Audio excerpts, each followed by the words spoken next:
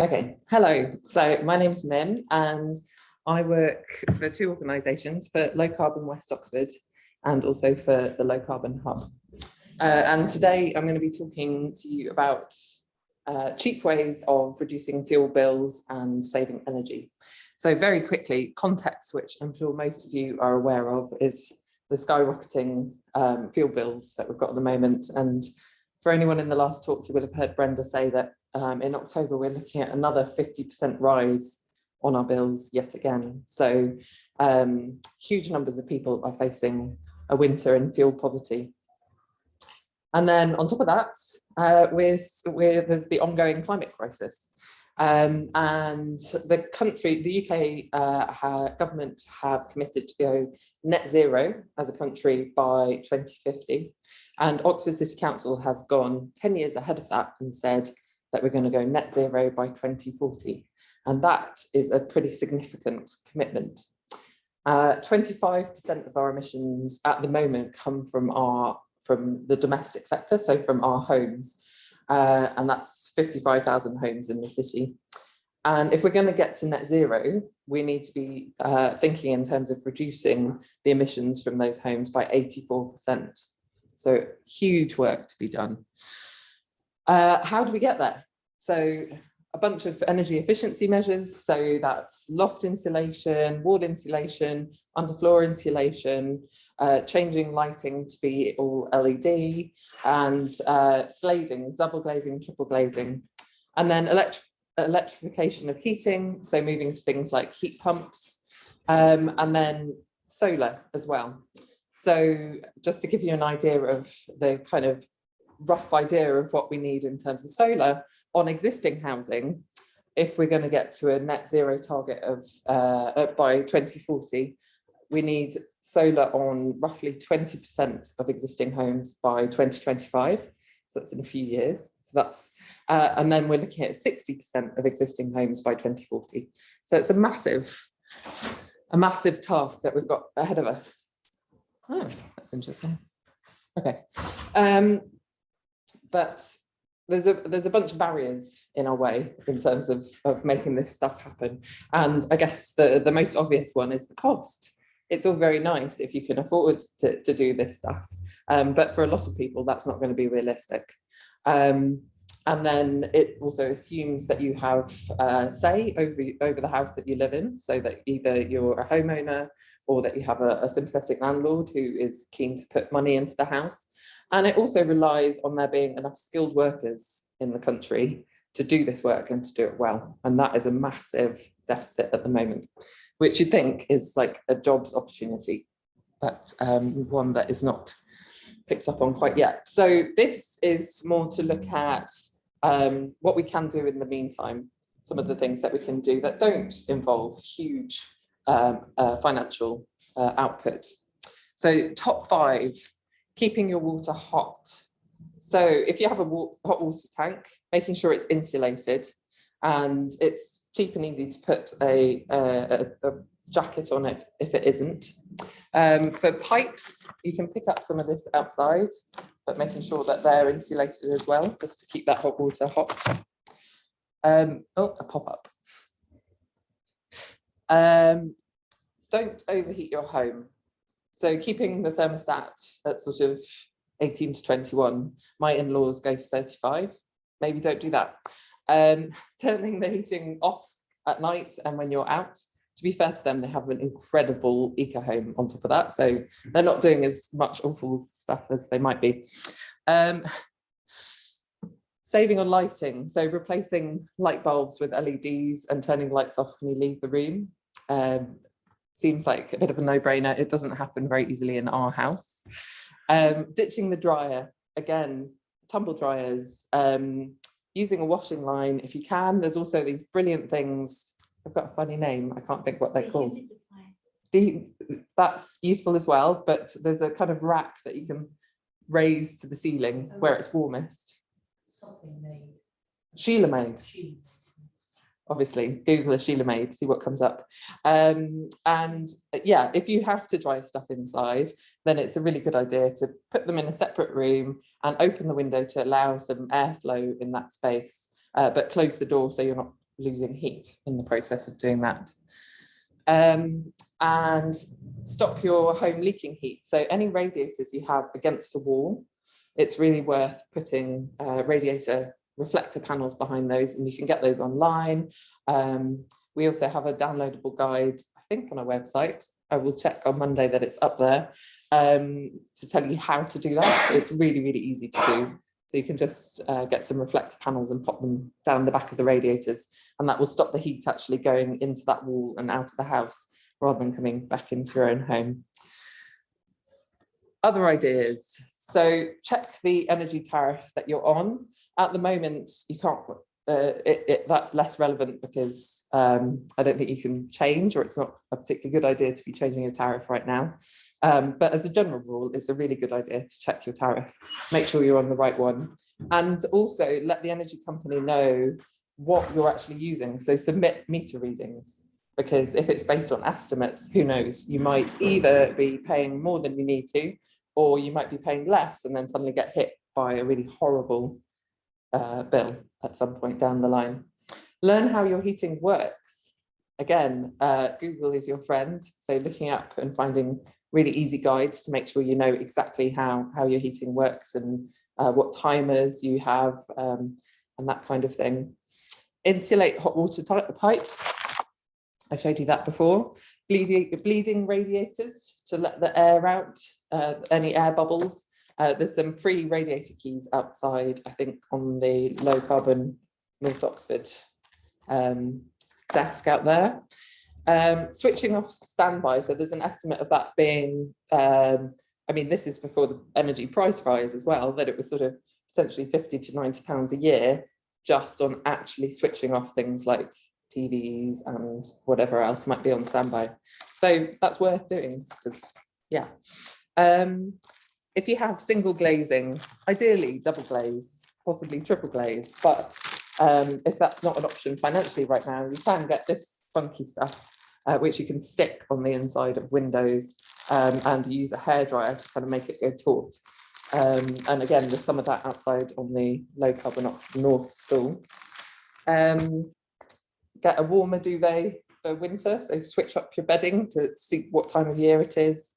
Check your fridge. So fridges want to be at about 3 to 5 degrees, and you can pick up free little fridge radiators, not radiators, thermometers. I don't think we've got any here today, possibly on the City Council stall.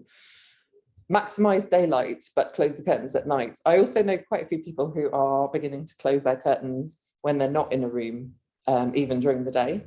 I guess that's a matter of personal preference. I really love daylight, so I love big windows and open curtains as much as possible. But then I have thick curtains for nighttime, and I have a thick curtain over our front door as well. Washing at 30 degrees, and make sure it's much more efficient if you do a full washing machine rather than lots of little loads. And put it on a quick wash if you can, if you have that sort of washer. Block drafts. So again, there's some draft excluder tape outside on the low carbon Oxford North stall. If you have a chimney, it's a good idea to stick something up it. I stuck my partner's coat up it because I didn't like it, but you can also get, you can go online and buy a sort of balloon that you can stick up there. You might not be in the position to carpet your house, and especially if you're renting, but again, you can get some rugs. There's really good rugs at the Oxfam Superstore, places like that. They don't have to, you don't have to buy new beautiful carpets from anywhere. Some rugs in winter could really help if you've got a cold surface floor. And consider a slow cooker. My colleague Saskia at the Low Carbon Hub is convinced that slow cookers are a big part of the answer. So they use a lot less energy than your typical electric oven. So then there's the more pricey, bigger actions. So things like the insulation of loft and roof and walls and floors. Great if you have the money to do that, or if you're having any other work done, it's a good time to do it. The glazing of the windows, again, when you replace your boiler, it's worth trying to find out what options there are, whether the best option for you is to continue on gas and go for a really good combi boiler, or whether your house would suit heat pumps. Again, that's something that is likely to be pretty huge in the near future for all of us in terms of methods to get to net zero. I know that heat pumps are considered a significant part of that picture for the next sort of 15, 20 years. But your home has to be in the right sort of state for those to be a good idea. And then when you have to replace appliances that are old and broken, then just make sure that you get really good energy efficient ones. And that doesn't mean an A-rated appliance, because of course A-rated is a few years ago and now it's A++++. So just make sure you know what the latest best is, what that might look like. So the best source of support, in my opinion, is Better Housing, Better Health. And it's a phone line which is free and available to anyone. Anyone can ring up and get support and advice. So that will include checking what funding that you are eligible for. And there's all sorts of actually surprising sources of funding that people might not know about, so it's worth doing that. And free energy advice, and also home energy visits. So they do organise, they're doing a warmth and wellbeing visit at the moment, which looks at a range of factors. So it looks at the home and how to make it more efficient to run, and it also looks at things like loneliness and what other support occupants might need. So that is basically your one-stop shop. We're really lucky to have that. So that's the number there. And then there's a bunch of funding that is available nationally and locally. So again, these things that I've gone through rapidly are all in this, including the various different sources of funding. So you can pick these up outside on the stall, on the CAG stall. But there is the Warm Home Discount Scheme, which is £140 off energy bills for those on low income or in receipt of the guarantee credit element of pension credit. There's also the flexible home improvement loan for homeowners who are 60 plus, and then winter fuel payments for anyone who's born before 1955. So all of those are worth looking into. And then within Oxfordshire, there's a bunch of things, and these, you can find out about all of these again through Better Housing, Better Health. They administer a bunch of these grants. So there is the LAD 3 funding, which can be up to £10,000 for homes which are considered low income. And again, it's worth checking what that means, because actually that might be surprisingly high income depending on who's in the house. So if there is a family, the threshold is different from if there's one of you, etc. So it's worth just having a look at whether you might be eligible. And for that, your EPC has to be rated E or below, and you apply through Better Housing, Better Health. And then there's free home and energy visits that I already mentioned through Better Housing, Better Health, plus another £2,500 for energy efficiency measures. And I can't remember what the criteria is for that, but worth calling that phone line. And then Oxford City, this stuff is available, I think, through Oxford City Council. I hope I'm right in saying that. There's a stall out there as well, you can check. So there is essential repair grant for low income homes where there's where the person owns the home, and that's up to £5,000. Then there's the winter warmth grant, so discounted insulation and boilers for vulnerable owner occupiers. So again, worth looking at what the criteria for that is.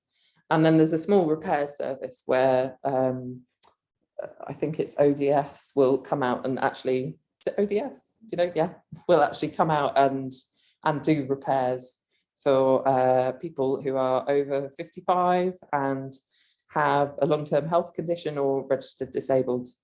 Other support. there is a stall out there, Cozy Homes Oxfordshire. That is a great service that's available, that's aimed particularly at those who are in the position to pay for any works that they might be considering doing. But there is a free element of that, which is online, called the Free Plan Builder. And you can go in there and look up your address, and it will look at the most recent EPC data for your address, which could be ages ago, and it could be wildly inaccurate, as we saw in the talk before, but might still be useful. And it will tell you what you could do to your home, and how much each element might cost. And also what's great about it is you can go in and you can edit anything. So if it says you've got 75 millimeters of insulation and you know you've got more, you can then put that in there and it will feed back into the data set and keep that record. And then once you've done the plan builder, if there's some things you want to do as part of that, then Cozy Homes coordinates a retrofit service with trusted people who can come in and do things. Then there's also Local Energy Advice Partnership, I think it is, that's again free energy and money saving service, and including visits to homes. And so someone will come in and have a look around your home and advise about stuff like this, and actually put some of this stuff in place and bring light bulbs and things like that. So it's a great service, and it's for those on benefits, and that actually includes anyone with a child under 16, because if you've got child benefit, then you count. And most people don't realise, a lot of people don't realise that they could be getting this free service and a bunch of small changes to their homes. And then there's the local groups who are doing things. So we've already heard a bit about what Low Carbon Oxford North have been doing with the house warming guides. Again, you can pick those up outside, and there's workshops around that. And then Low Carbon West Oxford that I work for, we've done this how to save energy in your home leaflet, and we've also got online workshops, videos of online workshops that you can watch, an hour and a half thing about all sorts of things you could do to your home. And we're always happy if people get in touch with questions. And what we can't do is recommend specific installers or anything like that, because we're a charity, and so we're not allowed to do that. Whereas someone like Cozy Homes might be able to point you in the right direction. And then there's all these websites. I mentioned Better Housing, Better Health, Local Energy Advice Partnership, Centre for Sustainable Energy, great website, lots of tips on there. Citizens Advice, I believe they're outside today. Again, great people to get in touch with if you're struggling with fuel bills for advice. And Money Supermarket, we're hearing a lot from, I've forgotten what his name is, but Martin something. Yes, we're hearing a lot from him at the moment. He's got some important stuff to say on this topic. So that is my email address. No, it's not. My email address is just mim@lcwo.org.uk, and that's our correct web address. But does anyone, we've got a few minutes for questions. Yeah. I already got double glazing. Can I use that triple glaze? Yeah, I would think so. I mean, it depends a little bit on, yeah, I would think it's worth trying, having a look at whether you can do it.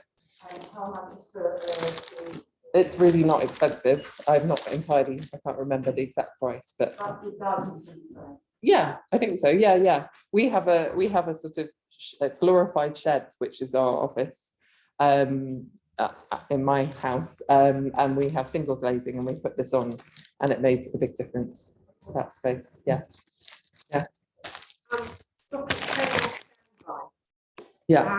How? So turning off at the wall? Yeah, but if you've got an appliance which will need rebooting completely to turn it off, is there any way of just turning standby without actually disabling? Probably not, but I'm not sure. You would have to look up that specific appliance, I think. And yeah. That specific appliance won't tell me because it was being designed before any of this came into being. Yeah, well, I imagine it's the sort of thing that might have been discussed online. So if it were me, I would Google what that is and see if there's some way of, but if it's doing something which it needs to remember and would need to reboot, then it probably can't be turned off standby. I imagine there's, there are things that can't be. Yeah, okay, thank Yeah. you. Anyone else? Yeah. Do you have any views on, you mentioned about drying and not using a tumble dryer, those electrically heated sort of, like, Oh yes, the plug-in air and the sort of airers. Yeah, I guess there's a couple of things that I think are worth mentioning about them. I've been very tempted by them, but I prefer the thing that you can pull up to the ceiling. Do you have to have space for that, whereas Yeah. Height. Yes, you have to have height, definitely. So we're only just able to do it now. We weren't previously. So I have considered those. One thing that's really important would be about ventilation in the space wherever they are, and making sure that you don't create condensation by. it's like my son has, no, he doesn't have a tumble dryer, he lives in a flat. Yeah. There's nowhere to dry. Again, like with using a non-heated airer, I guess putting it in a room, if possible, where the doors can be closed and a window opened might be a good way of doing it. I guess if you have solar panels, that could be great if it can be at the same time as you're getting the electricity from those during the day. So yeah. I have a thing to hang clothes on, which has a very low energy consumption to heat the bars. I can't remember what it's called. Do you know where you got it? My mum got it. Okay. I'll try and look at it. Is it really clothes then? It's like, no, it's just a drying rack and you just put the clothes on it. But I have a room with a window I can open. So. Yeah. I mean, they're really efficient. Yeah. They can be And really it's efficient. very energy efficient, apparently. That's what I want to say. So maybe, if you're looking for ones to buy, look for the energy efficiency. I think you can certainly get them from Lakeland, places like that. But I would then Google and say, look for energy efficient version. So I expect there's different. I live in a flat and I bought my own energy efficient humidifier because they use less energy than a tumble dryer. I don't have the space for a tumble dryer and I did have problems in other homes because they're not heating. So the humidifier is very energy efficient and the water that you get at the bottom is distilled water that can be used for steam cleaner or even iron rather than burning. And you use much less energy and you can use in different situations. So if you got problems, you can go with that. I think that was my solution. Yeah, and I think with so many of these things, they're very house and lifestyle specific. So, and specific to your space. So I think that's really great. If you can get an energy visit from someone, that can be a really good thing. So I know in West Oxford, we're planning to run some for residents. But I mentioned several options where you can get free ones, and just having someone come in and say, have you thought about this and this, and exploring your options in your personal space. Yeah. Oh, I got a wave. Did I get a wave? Yeah. I just remembered it's a Lazy Annie. A Lazy Annie is the thing, but it's also a Sheila. I get that, yeah. I think the Sheila made is the Australian version maybe, and here it's a Lazy Annie. I don't know.